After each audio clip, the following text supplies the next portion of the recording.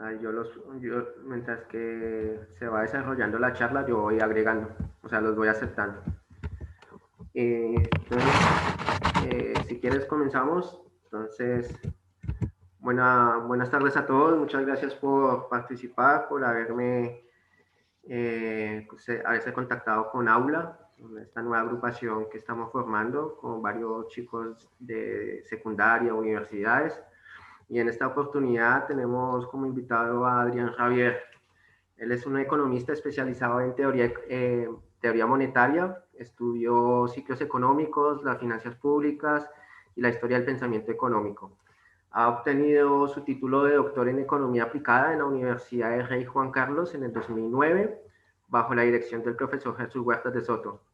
Actualmente es director del máster de Economía y Ciencias Políticas del CEADE y es coordinador del diploma de macrofinanzas de la misma institución. Y ha escrito diversos libros, entre ellos La globalización como orden espontáneo, La escuela austríaca desde adentro y en la búsqueda del pleno empleo. Así que muchas gracias, profesor Adrián, por haber aceptado esta charla. Bueno, Diego, muchas gracias, Diego, por la invitación, muchas gracias a los participantes.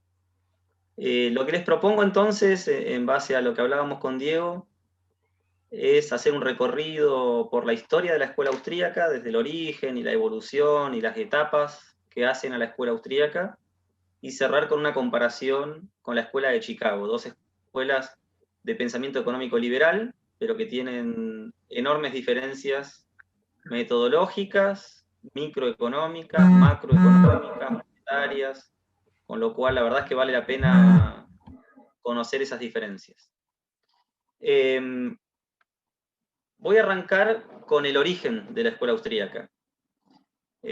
O antes del origen, vamos a arrancar con los autores proto-austríacos, serían los autores que hacen a las raíces de la escuela austríaca, porque por ahí pensamos en Karl Menger como el fundador de la escuela austríaca, pero la realidad es que la escuela austríaca nace quizás antes, cuando uno considera una cantidad de autores que elaboraron teorías que son sumamente importantes para el desarrollo de la escuela austríaca.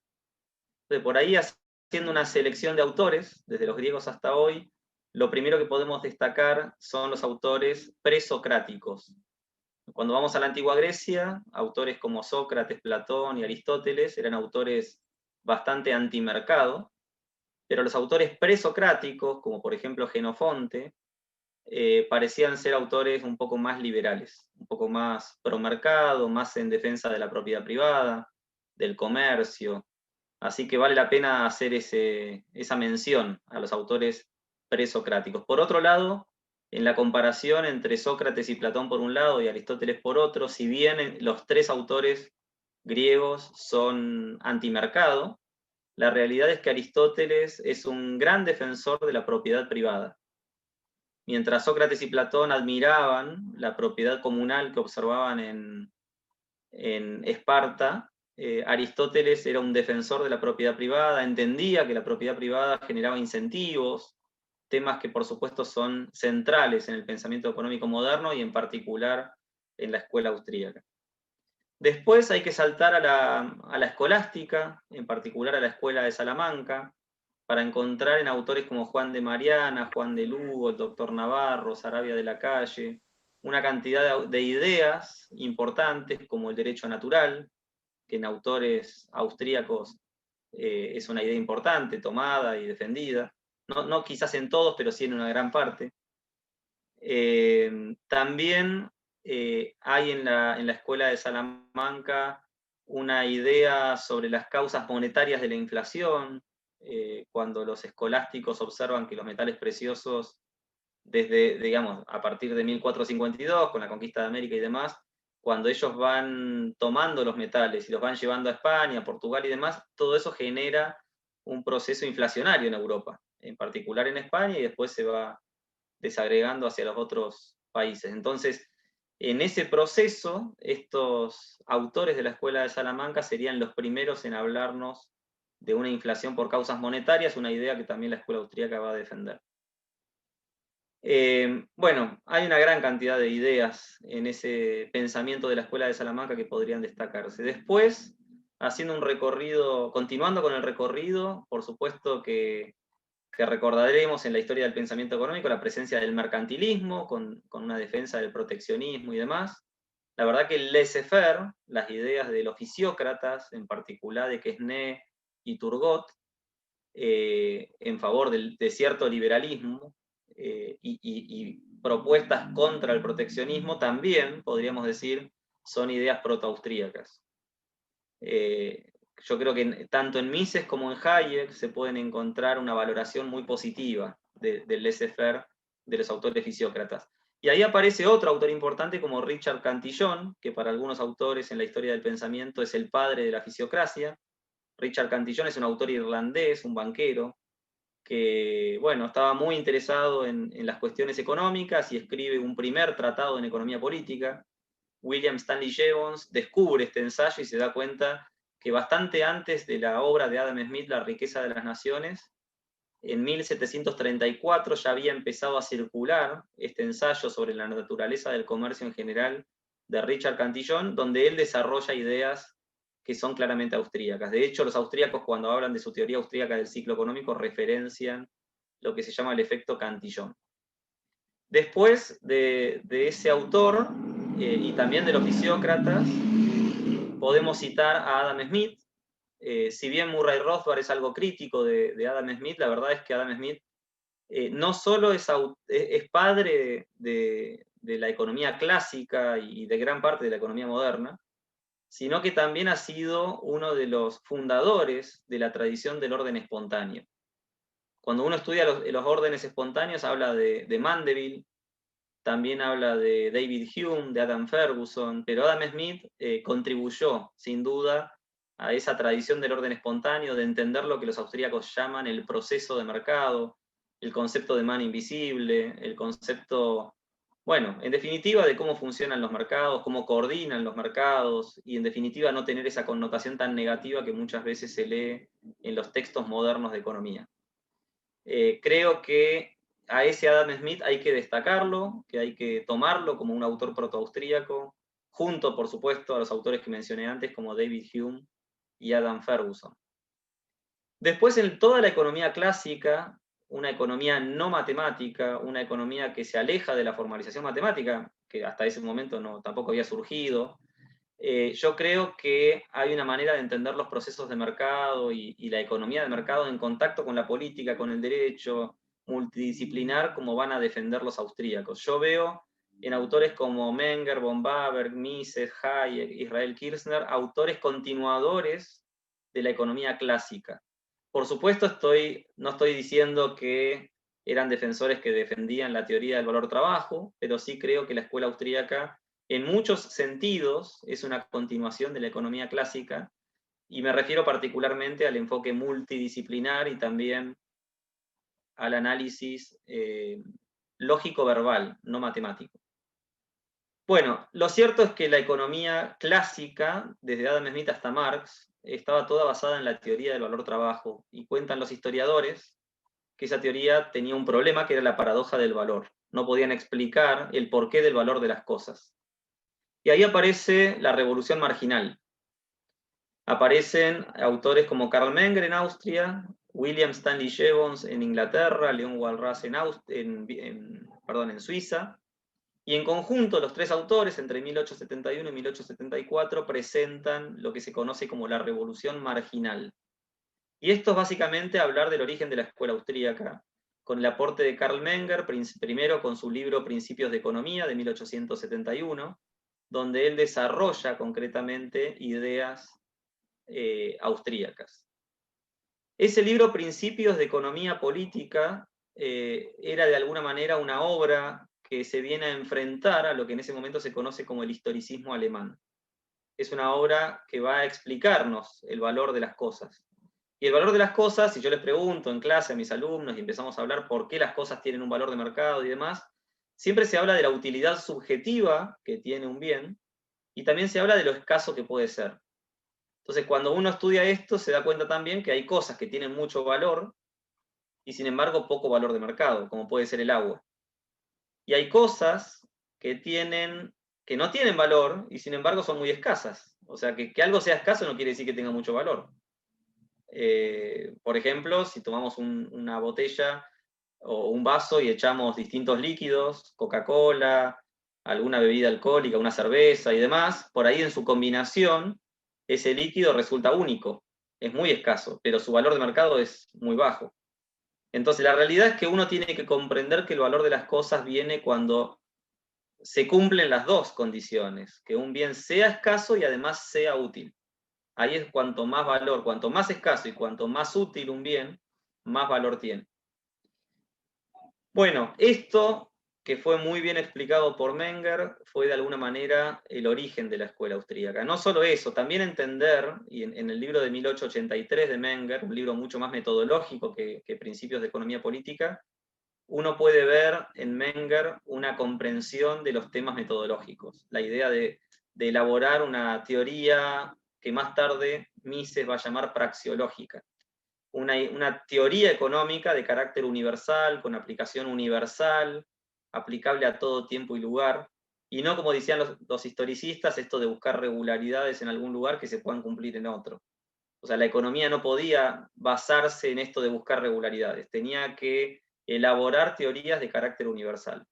Y yo creo que ahí nace con Menger no solo una solución al problema del valor que los clásicos tenían, sino que logra Menger en sus principios de economía combinar un poco las ideas fundamentales que luego hacen a la escuela austríaca moderna. Primero, entender esto de elaborar una teoría económica a priori de la evidencia empírica, elaborar una teoría económica que puede tener conexión con la historia, pero que no es historia. La teoría tiene que ser mucho más que historia.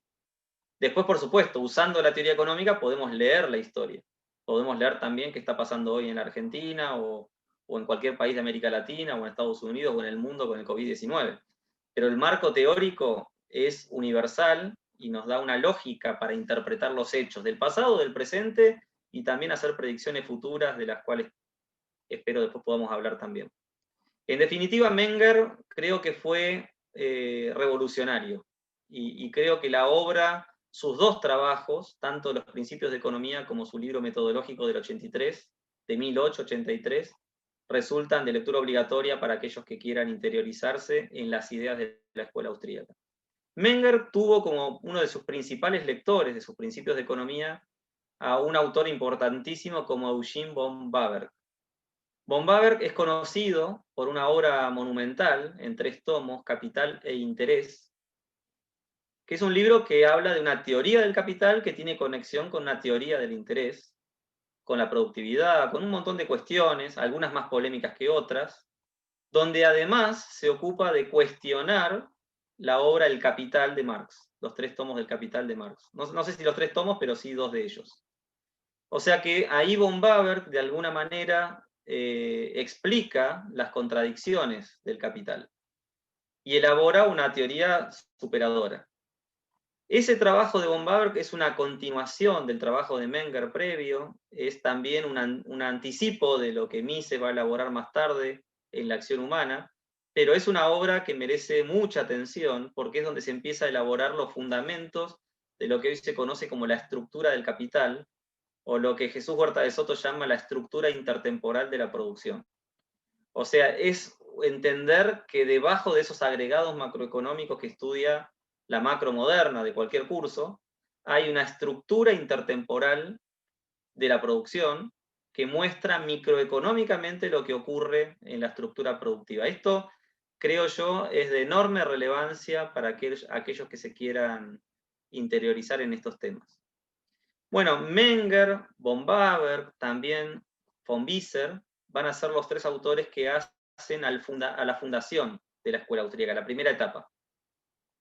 De von Wieser podríamos hablar fundamentalmente de su teoría de la imputación, explicar que el concepto clásico de que los costos determinan los precios en realidad es al revés, y que son los precios los que determinan los costos.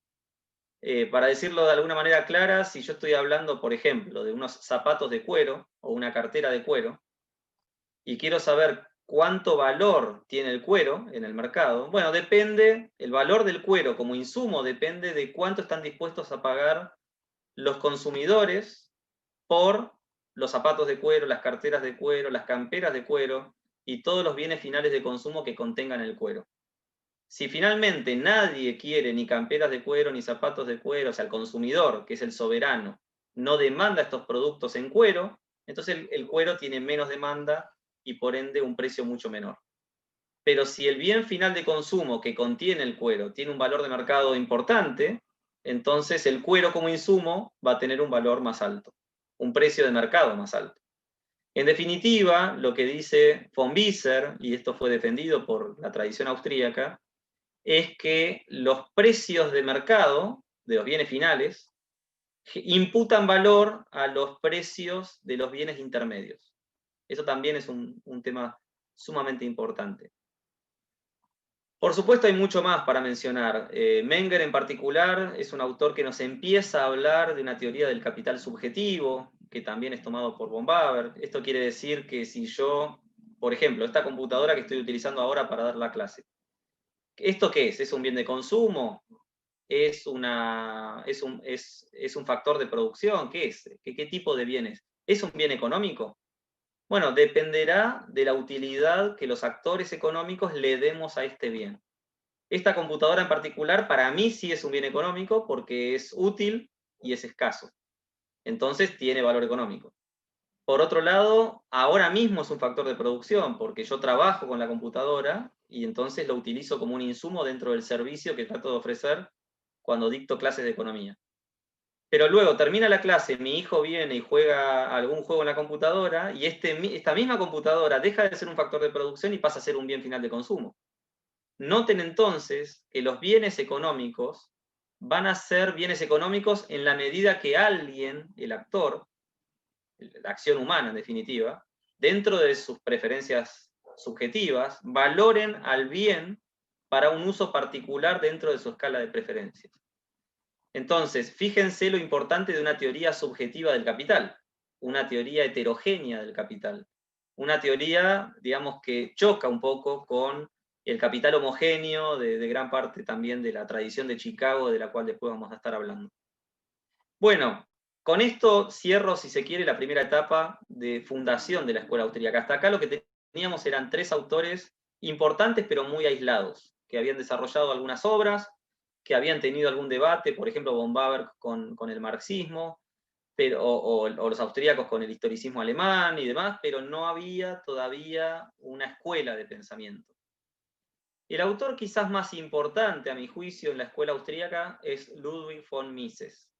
No sé si es mi preferido, después vamos a hablar de eso, pero sin duda no habría escuela austríaca sin el trabajo de Ludwig von Mises, un autor que es alumno de von Baber, que se nutre de la obra Capital e Interés, que continúa esa tradición de Menger, von Baber y todo lo que absorbe en esa Viena tan floreciente, que había generado grandes logros en diversos campos que van más allá de la economía. Pero de alguna manera Mises, con su seminario privado, logra generar un círculo de personas interesadas en estas ideas, donde se discuten temas metodológicos, donde se estudia la obra de estos autores que mencionaba antes, donde aparecen grandes mentes brillantes. Por ejemplo, uno puede recordar a Gottfried von Haberler, un autor de Chicago. Naturalmente se lo menciona como un autor de Chicago, pero bueno, era un asistente de los seminarios de Mises. Lionel Robbins en Inglaterra también en algún momento asiste al seminario de Mises en Viena. Hayek es un autor que también participa del seminario. El hijo de Karl Menger, un matemático, también participa del seminario. Bueno, distintas personas de mucha importancia en lo que en ese momento era el imperio austrohúngaro, mucho antes de que se convierta en la Austria que hoy conocemos. En ese momento, digamos que Mises en la Universidad de Viena elabora un seminario, una cátedra en donde él logra elaborar sus ideas, tener discusiones con sus alumnos y demás. En ese proceso, Mises escribe su libro La teoría del dinero y del crédito, un libro donde presenta su teoría del capital, con menor desarrollo de lo que después Hayek va a elaborar, pero sin duda una obra extraordinaria, y donde presenta por primera vez la teoría austríaca del ciclo económico. ¿Qué es la teoría austríaca del ciclo económico? Una teoría que viene a combinar tres elementos que estaban presentes pero que nunca habían sido combinados. Por un lado, toma la teoría inflacionaria y del dinero de David Ricardo, toma también la teoría de la tasa de interés natural y la tasa de interés de mercado y la diferencia de Knut Wicksell, un autor sueco, y toma la teoría del capital y el interés de von Baber. Juntando esas tres teorías, él elabora la teoría austríaca del ciclo económico, que para él no era un aporte original, porque le surgió naturalmente tomar de todo lo que había esas ideas, pero la realidad es que como conjunto, la teoría austríaca del ciclo económico es una teoría única hasta el día de hoy. O sea, realmente se le reconoce a Mises haber sido el padre de esa teoría y haber generado, bueno, mucho interés en esa obra.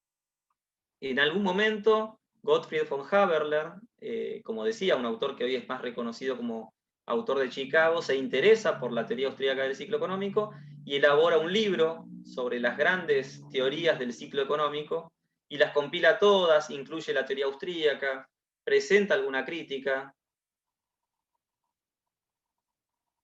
Bueno, había un cartel, no sé qué ocurrió. Bueno, genera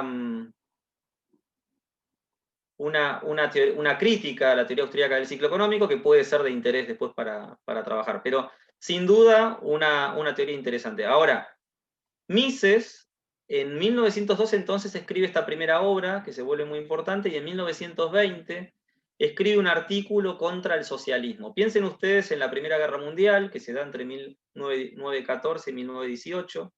Cuando en 1919 todos vuelven de la guerra, lo primero que quieren es ver el advenimiento del socialismo. Y Mises, con su artículo de 1920, rompe la idea de que el socialismo podía ser un sistema superador de la economía de mercado. Mises se vuelve el principal crítico del socialismo. Y fíjense que en esto continúa con esa obra de Eugene von Baber contra el capital. O sea, Mises va todavía más lejos. Elabora entonces su teoría de la imposibilidad del cálculo económico en el socialismo, primero con un artículo en 1920 y luego con una obra monumental de 1922, un libro de 400 páginas que cuenta con una profundidad extraordinaria. Más tarde, Hayek cuenta, creo que está escrito en el prólogo de la versión en español del socialismo, de Mises, que Hayek cuenta que él volvía de la guerra, entusiasmado con las ideas socialistas, hasta que chocó con la obra de Mises, el socialismo. Y ahí es donde Hayek dice, bueno, acá se rompe un poco la idea que él tenía del socialismo, se vuelve un fanático de la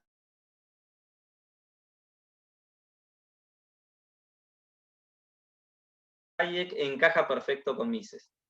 Hayek es un autor que va a profundizar en las ideas austríacas de una manera extraordinaria como nunca antes nadie lo había hecho. Así que ahí encontramos un Mises y un Hayek que a mi juicio representan una unidad de pensamiento. Puede haber diferencias, pero realmente hay una consistencia extraordinaria. Hayek toma la posta en el debate, primero en el tema del ciclo económico. Hayek viaja a los Estados Unidos. Mises coloca a Hayek como director de un instituto para el estudio de los ciclos económicos.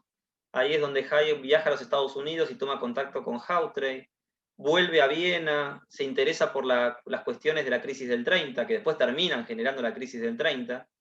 Marx Cousin tiene un artículo que dice que la persona que predijo que la crisis del 30 iba a llegar es Hayek, precisamente en los años 20. Muchos de sus artículos están compilados en un libro de teoría monetaria que pueden encontrar en Unión Editorial en el tomo 1, que es realmente muy bueno porque uno descubre quién era Hayek en los años 20. Realmente un abandono del patrón oro, el nacionalismo monetario, bueno, ideas que luego vamos a tratar. Vamos a ver hasta dónde por el tiempo, pero que se pueden tratar. La verdad es que Hayek se vuelve ahí un autor muy interesado en las cuestiones monetarias y toda su obra de los años 20 y 30 es extraordinaria en esta temática. Recién en los años 70 él vuelve a trabajar la idea de desnacionalización de la moneda, pero realmente en los años 30 creo que están sus obras principales, después las voy a mencionar. También Hayek se vuelve un crítico del socialismo, en esto toma la posta de Mises, enfrenta autores como Lang o Taylor, y bueno, se generan debates extraordinarios de un nivel intelectual tremendo, donde Hayek de alguna manera se ocupa de destruir intelectualmente al socialismo. Mises había dado en la tecla mostrando el tema de los derechos de propiedad, que sin derechos de propiedad no hay mercados, sin mercados no hay precios, sin precios no hay cálculo económico, sin cálculo económico no podemos manejar ningún tipo de contabilidad como para saber cómo funcionan los mercados y cómo los precios guían a la función empresarial y demás.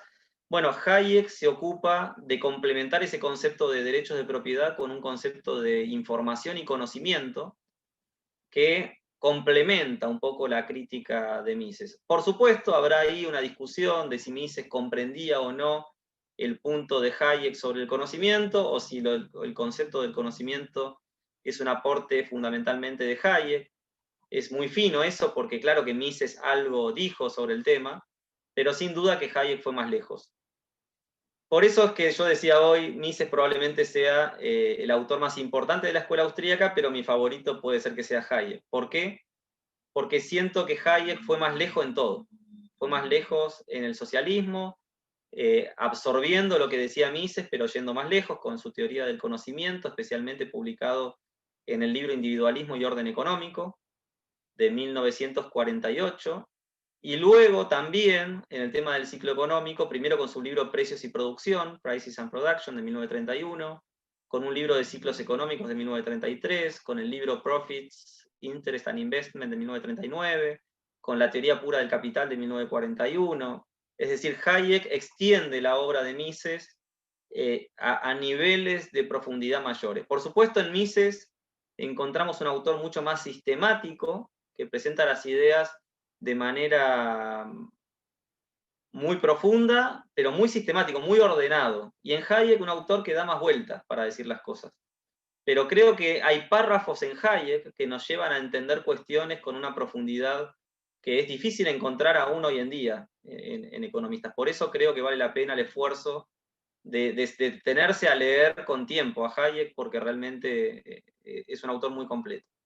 Pero bueno, al margen creo que esa unidad Mises-Hayek está en el corazón de la escuela austríaca y sin duda está en lo que llamamos la segunda etapa de la historia de la escuela austríaca. Entonces, recorriendo la obra de Mises, hablábamos de 1912 de su libro La teoría del dinero y el crédito, en 1920 publica el artículo sobre el socialismo, en 1922 publica un libro ya de 400 páginas sobre el tema del socialismo, en 1927 publica un libro sobre el liberalismo, por eso también ese escrito sobre el liberalismo choca un poco con las ideas de algunas personas, como Hans Hermann Hoppe, de encontrar en Mises un autor anarcocapitalista. Ni Mises ni Hayek eran anarquistas, más bien eran liberales clásicos que entendían o tenían una posición más minarquista de que el gobierno tiene roles en la economía, si bien son mínimos, resultan fundamentales. Aún así, uno podría pensar, por ejemplo en Hayek, que él da lugar a que en algún momento la sociedad espontáneamente evolucione hacia una sociedad futura sin Estado. Es decir, si entendemos los seres humanos que podemos tener servicios de seguridad, de defensa, de educación, de salud, de lo que ustedes quieran, privados, bueno, quizás en algún momento la sociedad evoluciona de tal manera que ya no haga falta tener gobiernos. Pero bueno, es un debate que queda abierto, esto de encontrar o no en Mises y Hayek autores anarquistas. Sin duda, más tarde, dentro de la escuela austríaca, sí se van a desarrollar estas ideas, en particular en Rothbard, de quien vamos a hablar más tarde. Ahora, decía entonces, Mises, después de 1927, con el libro Liberalismo, escribe la crítica al intervencionismo, creo que en 1933. Después publica, a ver, no sé si me voy a acordar toda su obra. Hay un libro muy importante que se llama National Economy, lo publica en alemán en 1940, y muchos dicen que ese manual es la base de su trabajo posterior sobre la acción humana, su tratado de economía. Pero había un antecedente a la acción humana, a ese tratado de economía, y había sido escrito en alemán en 1940. Bueno, a ver, si no me acuerdo mal, en 1944 publica La crítica del intervencionismo, también el libro Burocracia, que para muchos están ahí las raíces de lo que hoy se conoce como el public choice o la escuela de la elección pública, de conectar la economía con la política. El propio Buchanan reconoce que no conocía la obra de Mises, pero que en Mises hay antecedentes a lo que él dice. Más tarde, en 1949, aparece la primera obra, La acción humana. Después, en 1958, aparece el libro Teoría e Historia, un libro más metodológico. Y bueno, y seguramente hay libros que me estoy olvidando, pero que son de notable importancia.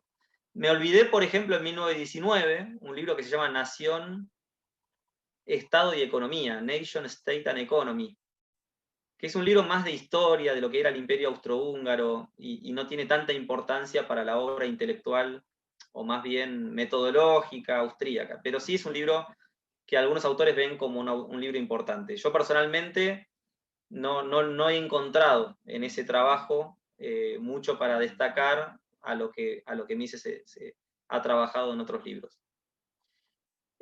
Hayek, por su parte, publica, bueno, ya lo dije, ¿no? Precios y producción de 1931, el libro de ciclos económicos en el 33, había llegado hasta el 41, creo, con la teoría pura del capital. Publica después El uso del conocimiento en la sociedad, un artículo clásico sobre el tema del conocimiento. Publica más tarde Individualism and Economic Order, Individualismo y Orden Económico, en 1948. Publica después un libro de psicología evolutiva, El orden sensorial. Publica Los fundamentos de la libertad, creo que en 1960, publica Law, Legislation and Liberty, o Derecho, Legislación y Libertad, en 1973, 76 y 79, en 3 tomos. Por ahí, por los años 50, publica Sus estudios y nuevos estudios, que son 2 libros extraordinarios con artículos fundamentales para cualquiera de los interesados en la obra austríaca. Y bueno, y sigue, ¿no? También con la desnacionalización de la moneda en 1973 y La fatal arrogancia, su último libro de 1992. De nuevo, seguramente estoy olvidándome algunos trabajos importantes. Lo cierto es que en esa segunda etapa, la que llamamos de consolidación, es la etapa donde Hayek, Mises y Hayek enfrentan a los autores importantes de la época. Para que ustedes tengan una idea, Mises se enfrenta a Irving Fisher en un debate del que no se habla mucho, pero que haría falta enfocarse en ello. Hayek se enfrenta, por supuesto, a Keynes, esto es muy conocido, y también a la escuela de Cambridge. Hayek y Mises, los dos se enfrentan al socialismo. Hayek se enfrenta a Frank Knight y a John Clark sobre temas de teoría del capital, también es un antecedente a su debate con la escuela de Chicago. Lo que muestra de alguna manera que la escuela austríaca estaba viva y estaba atendiendo a los problemas de la época y estaba enfrentándose en los temas centrales a los autores de la época. Creo que eso es lo más importante para destacar en Mises y Hayek y es un poco lo que falta hoy. Que nosotros dediquemos tiempo y espacio a discutir el anarcocapitalismo me parece importante, pero no estar opinando y discutiendo cuestiones centrales como la cuestión del COVID-19, la política pública que los gobiernos vienen tomando ante las libertades individuales, ante la economía de mercado, ante todo lo que está pasando, por ahí es un error. Entonces creo que es importante volver atrás y volver a discutir los temas centrales. Por supuesto, cuando Piketty sacó su libro El Capital en el siglo XXI, en favor de intervenciones para reducir la desigualdad, hubo una reacción de austríacos modernos para atacar a Piketty por sus propuestas, y eso está muy bien. Eso creo es lo que debemos hacer, porque realmente los austríacos, como voy a decir al final, tienen mucho para decir sobre cuestiones relevantes de nuestro tiempo. Lo cierto es que esa escuela austríaca, que era tan importante hasta ese momento, choca con un mundo muy complejo, y lo llevan a la tercera etapa de la escuela austríaca, que es la etapa de aislamiento. Entonces la pregunta es ¿por qué la escuela austríaca pierde ese protagonismo que tenía hasta ese momento? Primero, porque la economía se vuelve angloparlante. Yo creo que Mises y Hayek escribían en alemán, lo mismo que sus antecesores, y en el momento en que Inglaterra y Estados Unidos predominan en economía, con autores muy destacados como el propio Hayek, tanto Mises como Hayek y sus obras quedan en el olvido, o quedan a un lado, al margen, porque estaban escritas en alemán. Por eso, Mises primero empieza a escribir en inglés, una vez que escribe La acción humana. Hayek también empieza a escribir en inglés y a tener conferencias y discusiones públicas con Keynes y Cambridge. Y eso creo que es de notable importancia, pero habla un poco de la dificultad de los austríacos, que naturalmente hablaban alemán, enfrentándose a un mundo angloparlante. En segundo lugar está la cuestión bélica y la cuestión de los nazis, que atacaban a los judíos y gran parte de los austríacos eran judíos.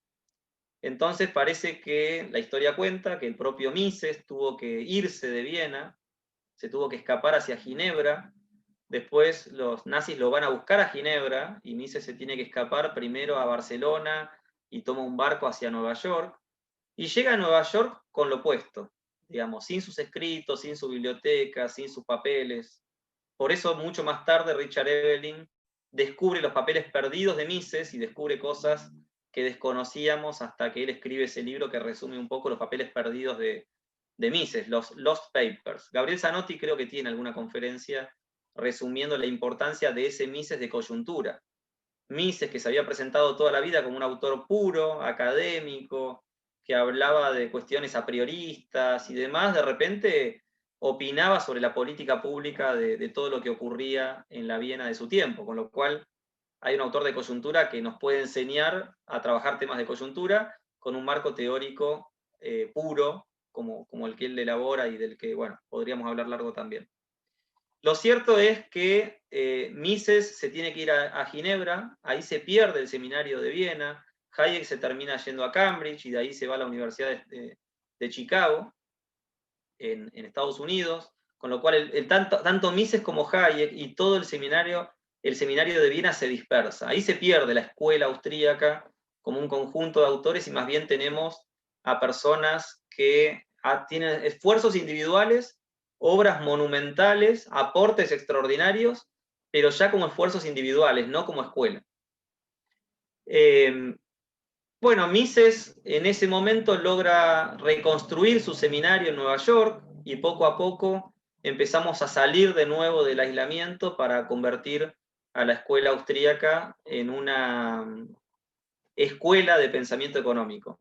Mises logra de nuevo tener alumnos importantes, Israel Kirzner es uno de los que hacen su tesis doctoral con él, lo mismo que Leonard Reed, lo mismo que George Reisman y Luis Spadaro, son las 4 personas que logran terminar su doctorado con Mises, pero también toma contacto con Henry Hazlitt, aparece un joven Murray Rothbard en ese tiempo, y sin duda todos ellos hacen un trabajo extraordinario. La etapa de aislamiento dura más o menos desde 1945 hasta 1973, según marca la historia de la escuela austríaca. En 1973-74 aparece la cuarta etapa y es una etapa de resurgimiento. Lo cierto es que en el 73 el Institute for Human Studies organiza un seminario donde participan Israel Kirzner, un autor muy importante en la Universidad de Nueva York para tratar temas de teoría del capital, temas de la función empresarial, temas del proceso de mercado, lo que llamamos el market process en inglés. Aparece también un autor como Ludwig Lachmann para hablar de teoría del capital, de expectativas subjetivas, de la teoría austríaca del ciclo económico, de la teoría del capital subjetiva. Lachmann es un autor extraordinario y no siempre se le hace justicia por las obras que había desarrollado. Aparece Murray Rothbard con la ética de la libertad, con una posición mucho más sólida y contundente en temas de filosofía política, defendiendo sí ya cierto anarcocapitalismo, pero también con aportes importantes en materia monetaria, con un libro sobre la crisis del 30, con un nuevo manual como La acción humana, conocido como Hombre, Economía y Estado. con libros metodológicos y una lucidez extraordinaria y una producción científica que es realmente impresionante. Yo siempre recomiendo un libro que por ahí no se menciona tanto, entre estos famosos, ¿no? De la Gran Depresión, o el libro, el manual Man, Economy and State y demás. Él tiene un libro que se llama Hacia una nueva libertad. Y es un pequeño libro donde nos habla de cómo sería la justicia, la seguridad, la educación, la salud, si no hubiera Estado. Y habla concretamente de desmantelar al Estado. Ahora, a mí realmente me encanta leer a Rothbard, por el desafío que nos presenta a quienes nos interesa en el mundo de las ideas y la discusión pública, tener que pensar lo que es realmente pensar una sociedad sin Estado. Nos desafía a pensarlo. Y si finalmente concluimos que no, que el Estado sí es necesario en alguna función esencial, como sostenían Mises y Hayek, igualmente te desafía a pensar. Entonces los invito realmente a leerlo a Rothbard, más allá de que después puedan tomar distancia o que puedan encontrar, como es mi caso, algunos excesos en Rothbard. Yo no compro toda la obra de Rothbard, podemos discutir, pero creo que es un autor necesario y fundamental dentro de la escuela austríaca moderna y vale la pena leerlo, conocerlo, discutirlo, porque nos desafía y nos lleva a correr el eje del debate y a discutir ideas fundamentales.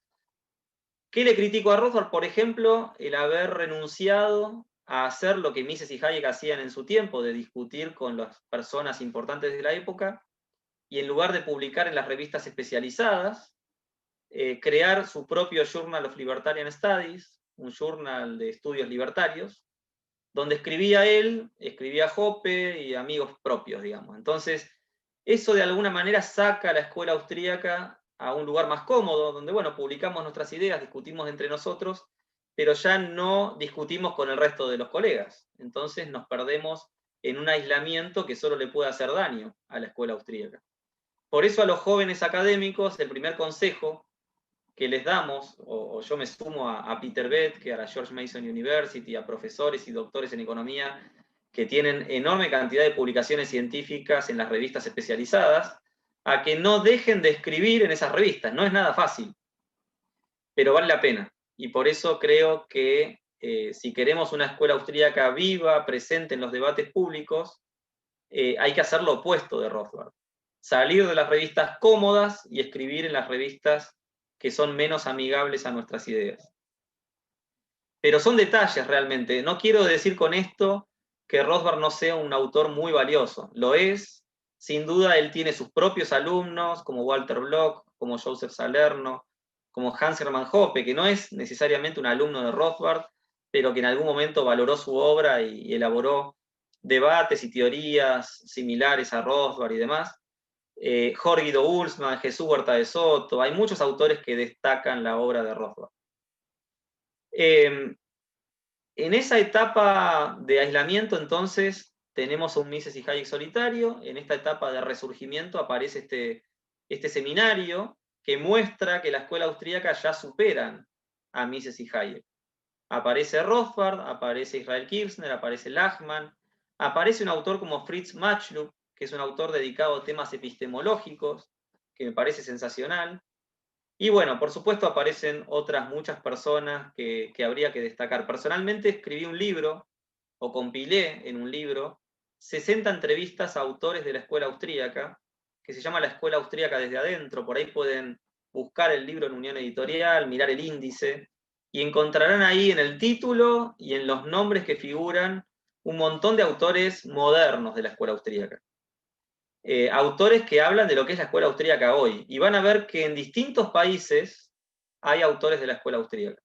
En Argentina, de donde yo he tenido grandes maestros de la escuela austríaca, como Alberto Venegas Lynch hijo, Martín Krause, Juan Carlos Kachanowski, Gabriel Zanotti, Ricardo Manuel Rojas, Ivo Sarjanovic, Esteban Thompson, y seguramente muchos más. No voy a hacer justicia a todos.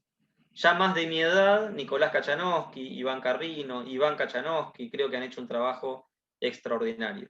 Pero por supuesto hay otros, hay un montón de personas haciendo un trabajo muy valioso en economía y también en política, en derecho y en otras áreas. Por ejemplo, en ciencias políticas, Constanza Massina también ha hecho un trabajo extraordinario y hay que valorarla. Pero bueno, me refiero a esto, ¿no? Hay una escuela austríaca viva. Si uno va a Perú, encontrará a Enrique Gersi, a Hernando de Soto. Si uno va a Chile, aparece Axel Kaiser. Si uno va, no sé, a Guatemala, ahora Gabriel Calzada de España está ahí como rector de la Universidad Francisco Marroquín.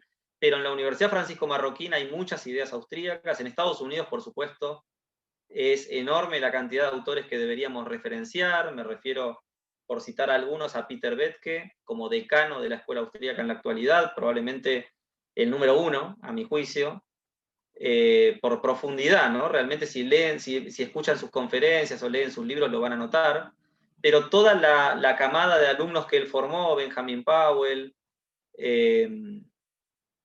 Christopher Coyne, Peter Leeson, Steven Horwitz, un poco más grandes Roger Garrison, en el Mises Institute David Gordon, mencioné a Salerno, a Walter Block. Bueno, es tremenda la cantidad de autores que se podrían destacar. Hay autores en Japón, autores en Italia como Lorenzo Infantino, en España como Jesús Huerta de Soto, en Francia como Pascal Salin o Salán, en Inglaterra como Bruce Caldwell, un gran admirador de la obra de Hayek.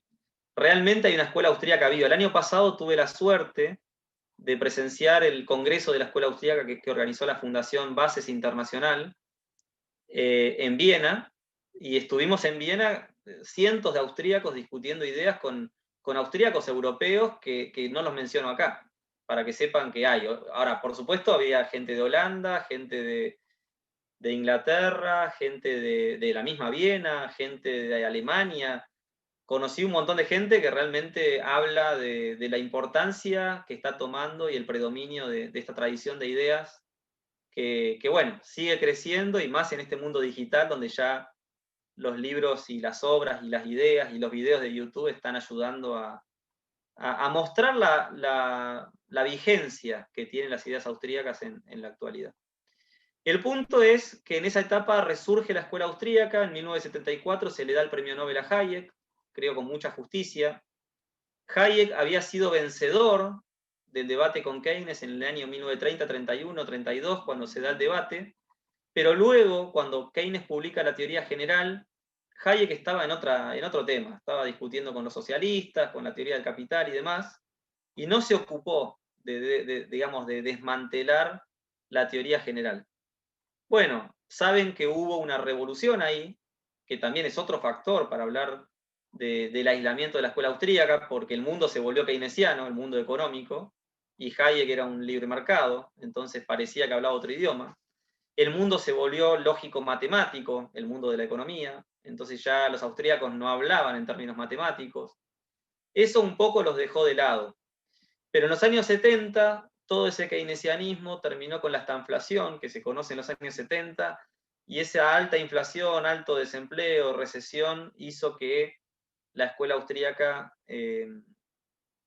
bueno, tuviera preponderancia nuevamente, porque realmente había muchas referencias de Hayek para anticipar que lo que pasó en los 70 iba a pasar. Hay incluso en los estudios y nuevos estudios de Hayek, hay una campaña contra el keynesianismo que explica todos los problemas de sus medidas económicas, y realmente Hayek se anticipa a esa debacle del keynesianismo, tanto intelectual como empírica. La realidad es que tanto Hayek como Friedman y otros autores de Chicago y otros autores de la escuela austríaca habían sido muy críticos de Keynes, pero en la medida de que sus predicciones no se observaban en el mundo empírico, parecía que el keynesianismo funcionaba. Recién se presta atención a Hayek y a Friedman cuando en los años 70 emergen estos problemas.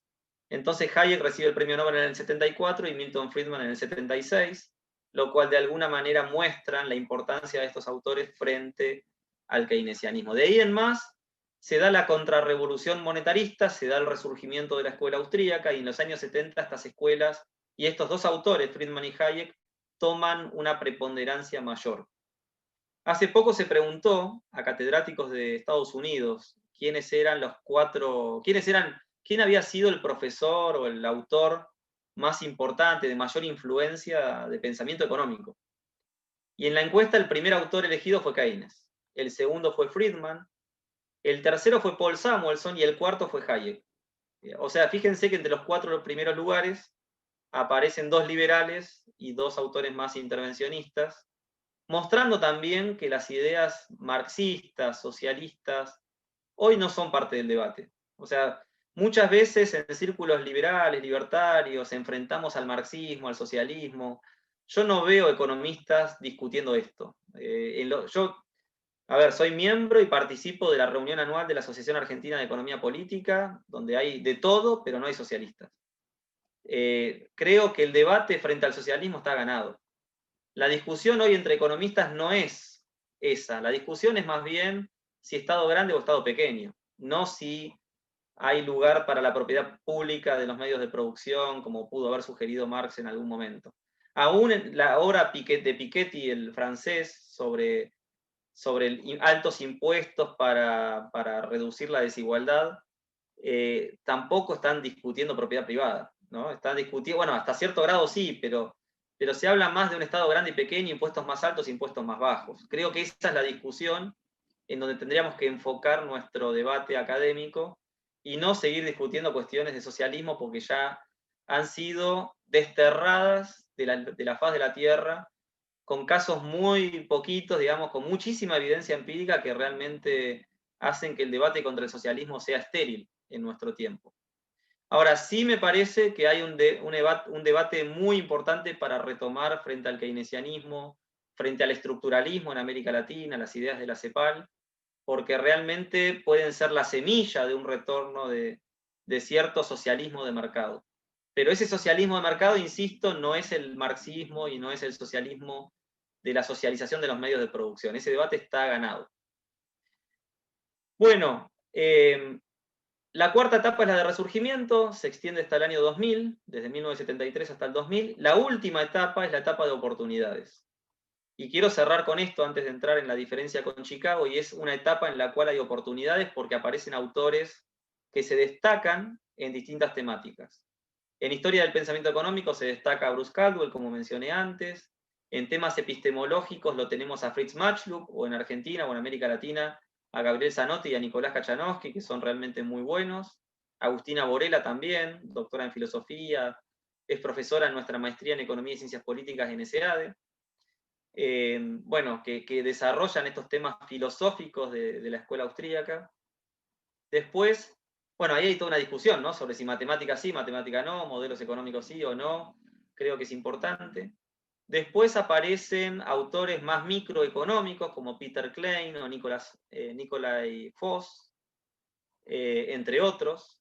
Con mi hermano Leonardo Ravier hicimos un libro, Lecturas para una teoría económica de la firma, donde compilamos a muchos de estos autores que hablan de la micro austríaca o de una teoría de la firma austríaca. Peter Lewin también destaca ahí, creo que son autores importantes para retomar. En temas monetarios, uno puede destacar a Larry White, a George Selgin, a Stephen Horwitz, también a Jesús Huerta de Soto, o Jorge Guido Ulsmann, que tiene un libro sobre la ética del dinero. Después, en temas un poco más macroeconómicos, aparece Roger Garrison como un autor importante, también Jesús Huerta de Soto, pero hay muchos. Joseph Salerno es un gran especialista. En temas más de economías abiertas, habría que buscar autores importantes. A mí me parece que Nicolás Kachanowski en su tesis doctoral logra llevar la macroeconomía del capital a las economías abiertas y tiene aportes fundamentales que vale la pena conocer. Lo que les quiero decir con esto es que hay oportunidades para desarrollar aportes, para generar debates, para generar publicaciones, porque cualquiera sea el tema que se encare, desde un enfoque teórico tan distinto al que nos enseñan habitualmente en la universidad, nosotros podemos darnos cuenta de que hay una manera distinta de interpretar el mundo. Y ahí creo que hay lugar para presentar algunas ideas. Bueno, volviendo al pedido de Diego, voy a tratar de cerrar. No sé, Diego, si me puedes dar el host para mostrarles un cuadro, que es un artículo o una reseña de un libro de Marx Cousin que se llama Chicago y Viena, Friends or Foes. Dice Chicago y Viena, amigos o enemigos. Porque como ustedes saben, cuando Hayek en 1947 crea la Mount Pelerin Society, Hayek invita a Milton Friedman, a Edmund Phelps y a muchos de los teóricos de Chicago, a Gary Becker, a George Stigler, a ser parte de la Sociedad de Economistas Liberales. Entonces Hayek se vuelve un autor importante, fundador de la Sociedad de Economistas Liberales que enfrentan al socialismo, al avance del estatismo y demás, y hay muchísima sintonía entre Chicago y Viena.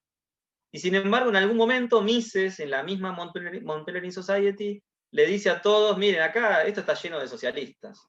Él le dice, you are all a bunch of socialists. Ustedes son todos un montón de socialistas. ¿Por qué? Porque veía que lejos de las ideas de la escuela austríaca, el monetarismo defendía el Banco Central, defendía ciertas medidas en favor de la educación pública universitaria o la sanidad pública, y eso hacía ruido a Mises. Entonces él dijo, son todos socialistas, y no volvió nunca más.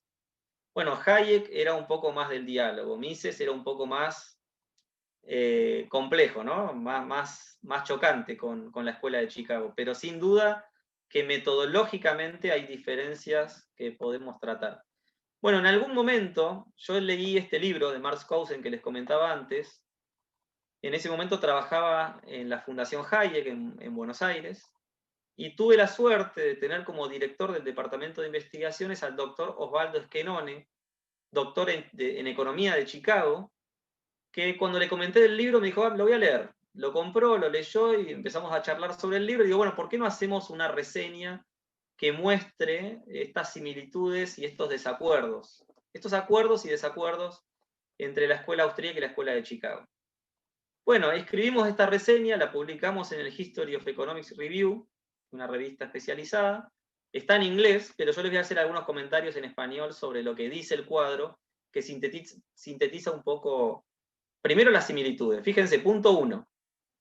Ambos son campeones en la santidad de la propiedad privada, como base del intercambio, la justicia y el progreso en la sociedad. Claramente ambos defienden la propiedad privada. Ambos defienden el laissez-faire, cierto liberalismo, la idea de Adam Smith de la mano invisible, con la excepción de Rothbard, por supuesto, que mencionaba antes, la idea de cierto individualismo, está claro. Las dos escuelas de pensamiento son críticas de Marx, del marxismo, de las doctrinas de explotación y demás.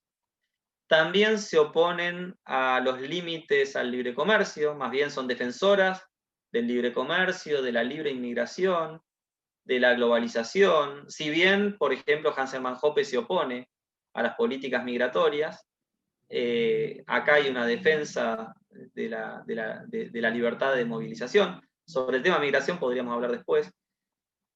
Ambos son defensores del libre comercio, ambos son defensores de eliminar las barreras para la entrada de personas, de bienes, de capitales, etc. Ambos se oponen a los controles de capital, a los controles de precios, a los precios máximos, al salario mínimo, a la legislación laboral, que normalmente observamos.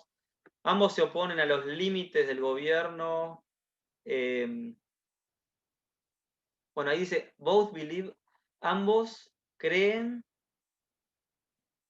en el gobierno limitado en defensa de la nación, de la propiedad individual, o sea, ahí habla un poco del minarquismo, ¿no? Mises, Hayek, Friedman están de acuerdo en ese liberalismo clásico, no así Rothbard. Ambos favorecen la privatización, la desregulación y la desnacionalización, ambos se oponen al estado de bienestar, ambos se oponen a la planificación central socialista y al totalitarismo, ambos creen que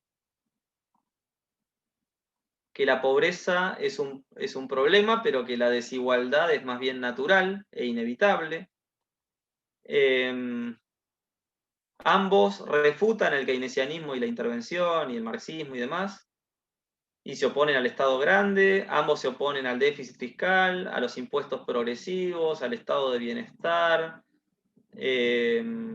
a la seguridad social. Bueno, creo que está claro.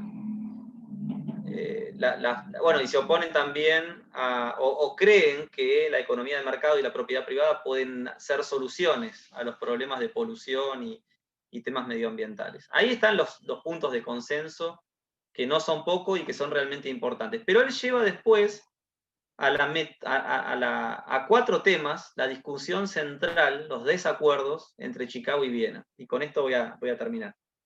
El primer punto es metodológico. Mientras los austríacos creen en el apriorismo, en la praxeología, con la excepción quizás de Hayek, en cierta teoría de la acción humana y elaboran, a ver, para ser justo con el autor, déjenme leer lo que dice acá, los austríacos favorecen un análisis económico deductivo, subjetivo, cualitativo y de proceso de mercado.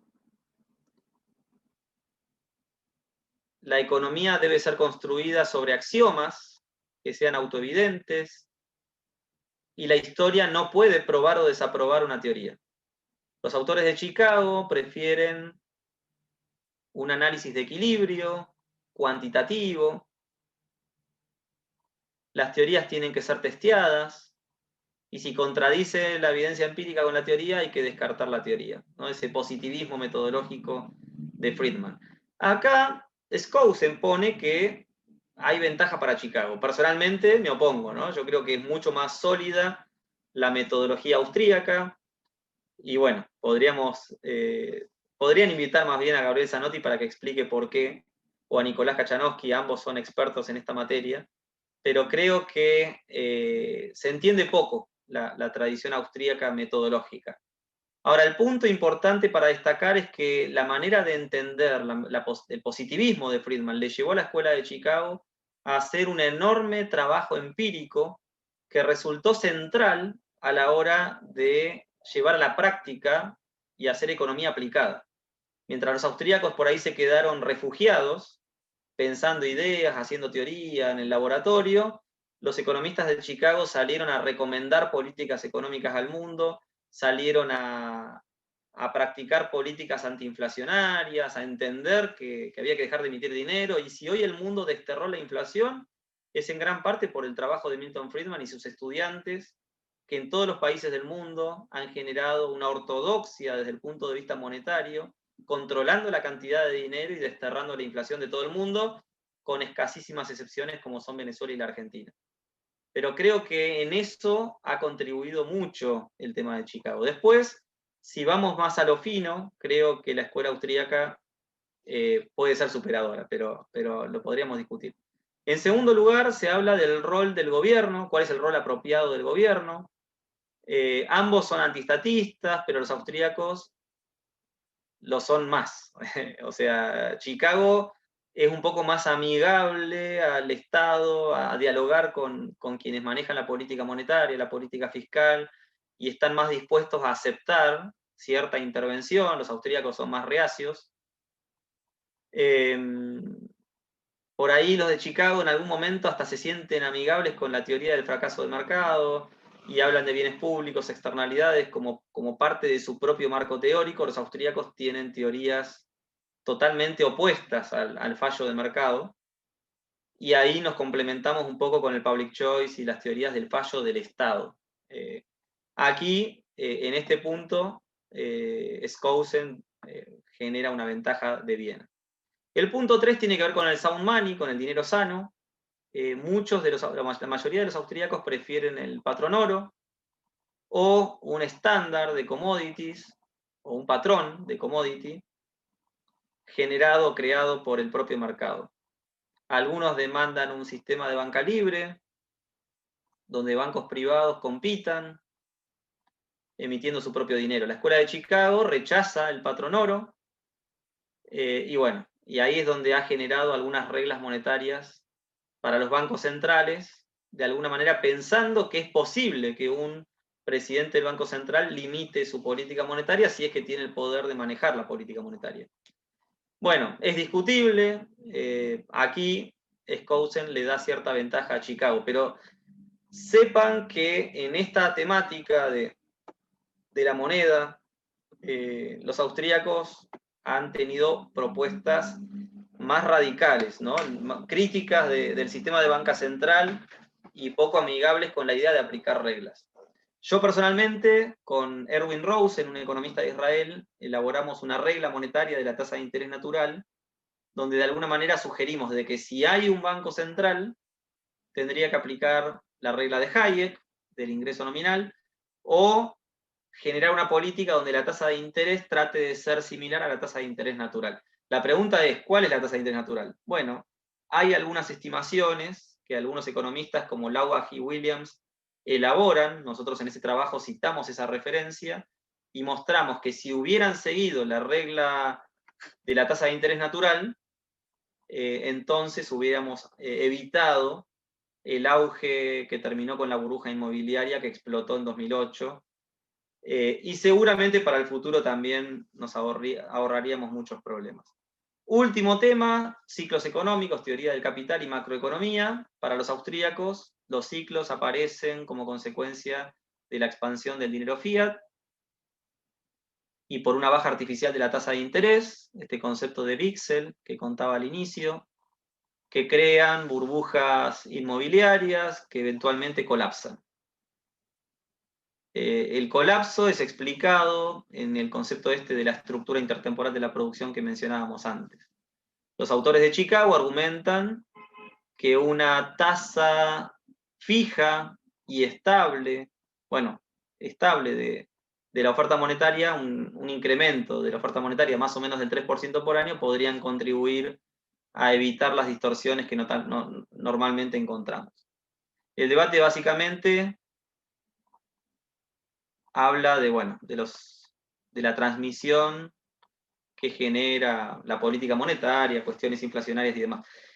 A ver, sin duda, en este tema macro hay grandes diferencias. Yo personalmente elaboré el concepto de curva de Phillips dependiente positiva en mi tesis doctoral, tratando de enfrentarlo con el modelo de Milton Friedman, de Edmund Phelps, de curva de Phillips ajustada por expectativas, y la realidad es que ahí se puede ver las diferencias que hay en torno a todo este tema. O sea, hay una diferencia en el tema de la curva de Phillips, pero fundamentalmente hay una diferencia en la teoría del capital, en la teoría de los ciclos económicos, en la teoría de expectativas subjetivas, en el concepto de neutralidad o no neutralidad del dinero. Para los austríacos, el dinero nunca es neutral. Bueno, estos son temas que por ahí en este libro de Skousen no se terminan de profundizar, al menos como a mí me gustaría. Pero bueno, hay una obra amplia donde este tema lo pueden encontrar, por ahí después les comparto. Hay un libro que lo van a encontrar en línea que se llama En busca del pleno empleo, que tiene esa tesis doctoral que les comentaba. Por ahí lo pueden profundizar un poco, pero hay mucho material que si surgen preguntas les puedo comentar. Bueno, con esto cierro la presentación, por ahí me extendí un poco, Diego, pero bueno, espero que haya servido como síntesis de lo que es la escuela austríaca, su historia y estas diferencias o similitudes que puede haber con Chicago. Obviamente hay gente muy interesada en mostrar los puntos de contacto, que no son pocos, y hay mucha gente hilando fino en las diferencias con Chicago. No está ni bien ni mal, ¿no? Obviamente depende de lo que uno quiera conocer. Si estamos preocupados por el populismo latinoamericano y demás, Friedman y Hayek se dan la mano y chocan contra Samuelson o los modernos Paul Krugman, Stiglitz o los ministros que tenemos en cada país. Ahora, si vamos a ir a lo técnico y queremos profundizar, creo que hay grandes diferencias entre Chicago y Viena y vale la pena hilar fino para conocer esas diferencias. Así que bueno, los escucho si tienen alguna consulta. Bueno, no, primero que todo, muchas gracias, profesor Adrián. La verdad que muy completa la charla.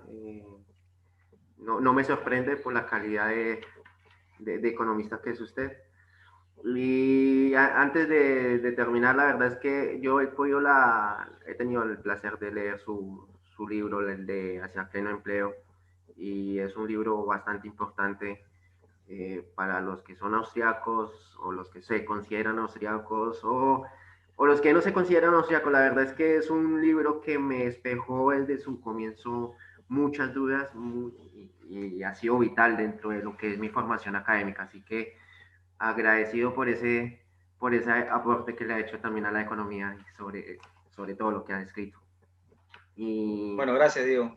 y no, la verdad es que no quiero abusar de su tiempo, la verdad es que fue una conferencia bastante completa, así que de mi parte no tengo preguntas, no sé si algún chico quiera preguntar o finalizamos para no abusar del tiempo. Sí, no creo. Bueno, Bueno, muchas gracias, la verdad, muy agradecido. bueno, Y muchas gracias, Diego. Lo felicito por la iniciativa de generar estos círculos, estos espacios de estudio de estos temas. Y bueno, ojalá que puedan seguir sumando otros profesores que alimenten de información, de bibliografía, que contribuyan a la formación y que tengamos ya tuve la cada vez oportunidad, interesados en estas ideas. ya tuve la oportunidad de poder cruzar palabras con Philippe Bagus también.